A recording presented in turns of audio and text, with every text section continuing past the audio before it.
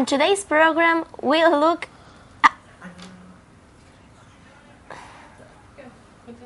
On today's program, we'll look again. On today's program, we'll look at the petrol crisis and what it might mean for you.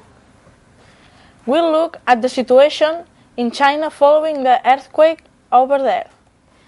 And we'll hear what you think of shorter summer holidays.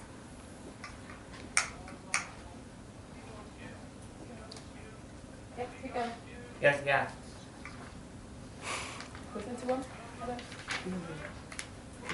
Read it off the auto cue. Hello and welcome. I've eaten two now. Yes? Hello and welcome to Scholar's Diary, the program where we'll look at the news for our schools today. I am Ainhoa. And I am Mercè. We'll also look at the paper airplane construction site, which is just over there on the other side of the stadium.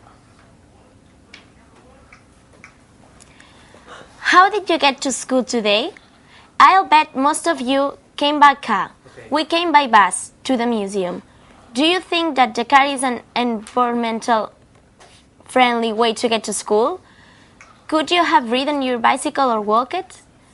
Petrol has become a lot more expensive recently, so we ran Sonali to investigate from the comfort of her own car. Okay.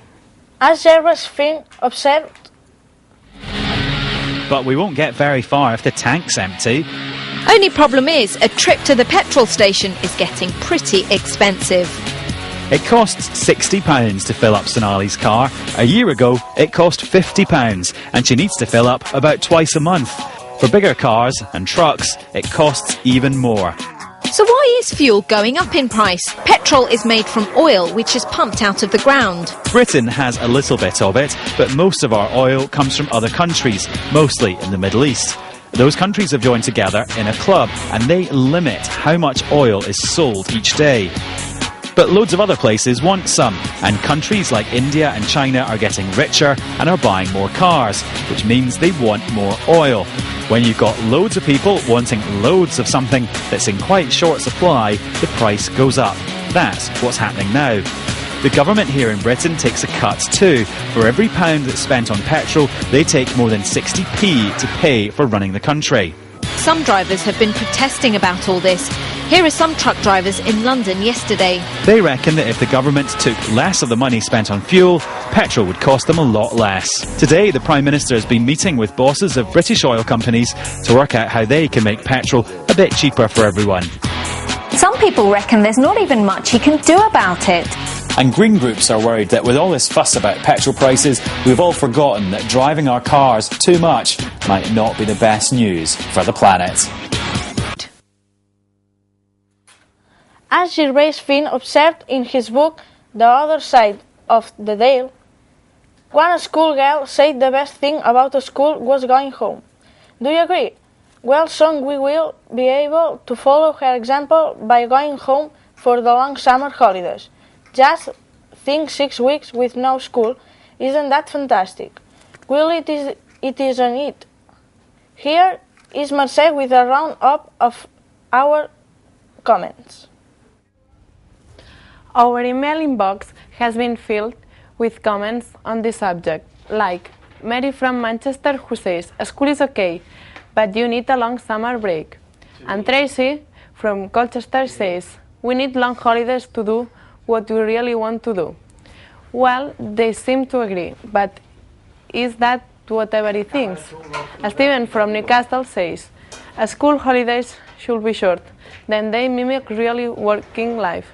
And on a similar vein, Margaret from Birmingham thinks we have so many holidays that there isn't enough time for lessons. But the last thought comes from Thomas from London, says, a school is boring, there should be more holidays, not less. Well, that's all the comments I have time for now, but I'm sure this debate will rumble on for some time. To discuss this issue, Paul is joined by two guests.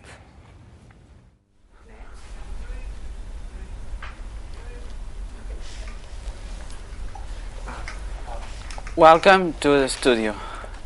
We have invited two students from different countries, Berta and Helen. He is from Spain and he is from England. Hello, ladies. Hello.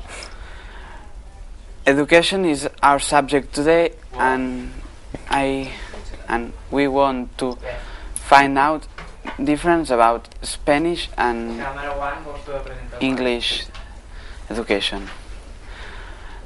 Do you wear uniform in Spain? No, we have to wear uniform because it isn't an obligation. Yes, we have to wear uniform because teachers are very strict. How many students are in your school? My town is very small and in my school there are only 120. My town is big and in the school there are about 2,000 of students. Now? And what's your timetable? We start at 9 o'clock and then we finish at 2 o'clock. It's right.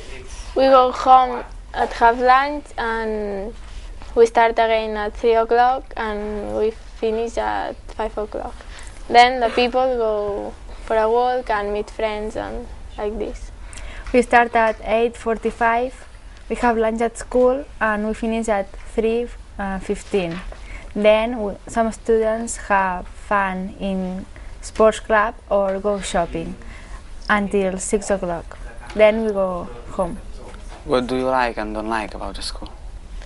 I like my school because all the people know each other and don't like that it's too small. I like the school because we have a lot of visits outside England and we have a lot of computer classrooms and that. And I don't like that it's too big and nobody knows each other. Thank you very much for coming and good luck in your careers. Thank you. Thank you.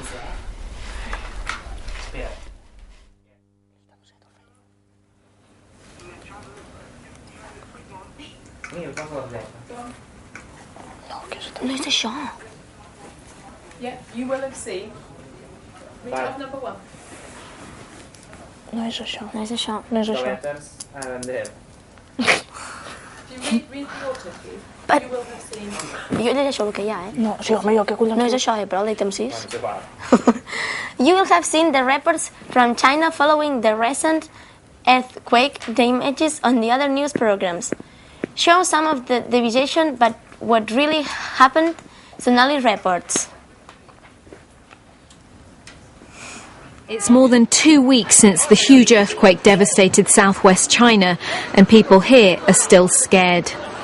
Over the last few days, more than 400,000 houses have been destroyed by aftershocks.